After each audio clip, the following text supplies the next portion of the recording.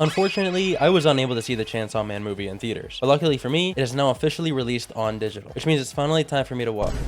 Well, I watched it, and I gotta say, this movie was amazing. From the characters to the animation, I thought the movie was really well done. The movie starts off kind of slow, not in a bad way, however. It eases you into the absolutely amazing final sequence. The movie begins with Denji receiving a new temporary partner, Beam, the shark devil, who is the absolute goat. Denji goes on a movie hopping date with Makima, where she ensures Denji that he has a heart. This reinforces Denji's feelings for her and her control over him. Later, Denji then runs into Reze, who immediately catches his attention. He begins to see her every day at a coffee shop she works at. Denji struggles between his feelings for Makima and his feelings for Reze. Because Denji has never gone to school, he and Reze go late at night to explore. Out by the pool, Reze decides she'll teach Denji how to swim. After telling Denji he needs to take off his clothes, he's in a predicament. He feels like if he follows through with this, he's betraying Makima. In a funny sequence we see through Denji's head, he follows through and gets in the pool. In this scene, we get an amazing bit of symbolism, being the moth caught in the spider's web, which was a great touch, showing how Denji has been caught by Reze. Afterwards, on Rize's trip back from the bathroom, she runs into this dude who is after Denji. His plan is to use Reze to get to Denji mentally, in a really fucked up, explicit way, but I digress. Reze then absolutely cooks this guy. Anyhow, she makes her way back to Denji, and all is well. Another day comes as they prepare to watch fireworks. There's been a few occasions where Reze expresses her distaste for Denji working for public safety and slaying devils, instead of living a regular life. Here, she takes that a step further, asking Denji to run away with her. Due to Denji's feelings for Makima, alongside him beginning to have fun at work, he declines. And suddenly, as the fireworks go off, Reze kisses him. Oh shit, I think you might have kissed him a little too hard. Biting off his whole ass tongue is wild. Anyways, Denji attempts to rev his chainsaw. Nope, that is not happening. Reze then reveals she's after his chainsaw heart. She's about to stab through his chest right as the absolute fucking legend Beam saves the day. It's then revealed that Reze has been the bomb devil all along, not just some regular girl. She's kinda cooking Beam until these private devil hunters show up, leaving room for him to escape with Denji. They then show up at the Division 2 headquarters where Aki just so happens to be. Reze then follows behind them all like, help, there's a devil after me. This motherfucker might be the worst actor of all time. She didn't even try to look scared. Like, look, she's still fucking smiling. Anyways, she stomps the whole base and makes her way outside to the main group, who then flee in a car. We then get this really cool scene where Denji and Reze are talking on top of two vehicles. Reze states that she actually did like Denji. Aki then shuts it down, telling Denji not to be naive. All Denji wants is for someone to want his heart, not his chainsaw heart. Reze makes short work of Denji, telling him he's not making full use of his devil powers. Then Aki, who actually can fucking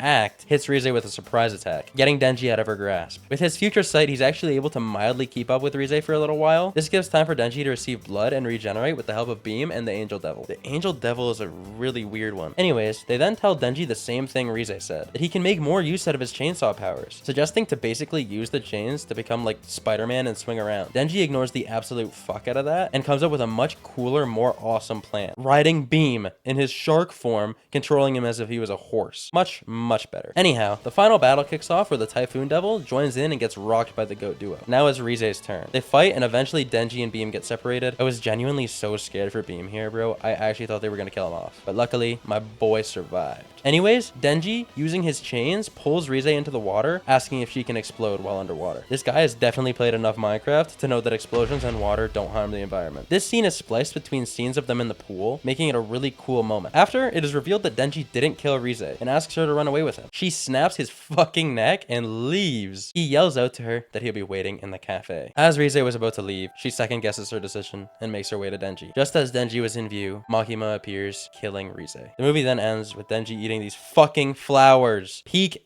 ending. The whole first half of the movie explores the dynamic between Denji and Reze, for it to all lead up to the fight and ending. It was amazing. So let's dive right on into talking about the movie. First off, which is something I really didn't expect and haven't really talked about much yet, was that this movie was actually kind of funny at times. The scene I mentioned earlier with Denji contemplating joining Reze in the pool, flashing between Makima and Reze just for it to cut to Denji naked, saying, damn, that was really funny to me. And now take a look at this scene.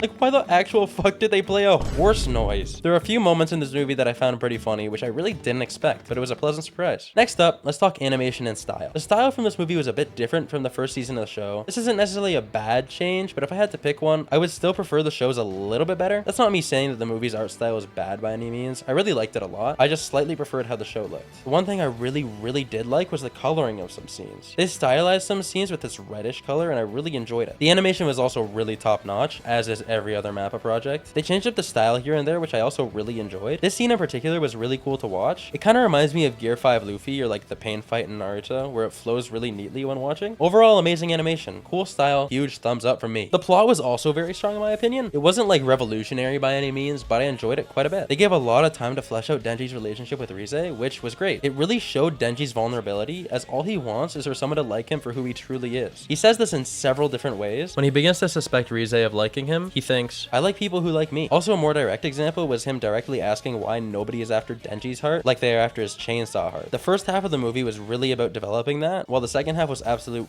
chaos. Innocent people dying left and right, a crazy fight between Denji and Reze, and it all comes down to Denji learning from what Reze told him to use his devil powers more effectively, pulling her into the water. Reze's death in the end was heartbreaking. She finally admitted to herself that she really did like Denji, the first girl who truly liked him. And just before they could reunite, Makima stepped in. What amps this up is that Denji still believes that no girl truly likes him for him, as he believes Reze ran away without him. It's honestly really sad if you think about it. Anyways, that's about it for me. I really did enjoy this movie. I wish I managed to see it in theaters because that would have been awesome and fucking cheaper than $25 renting it. But thanks for watching and see ya.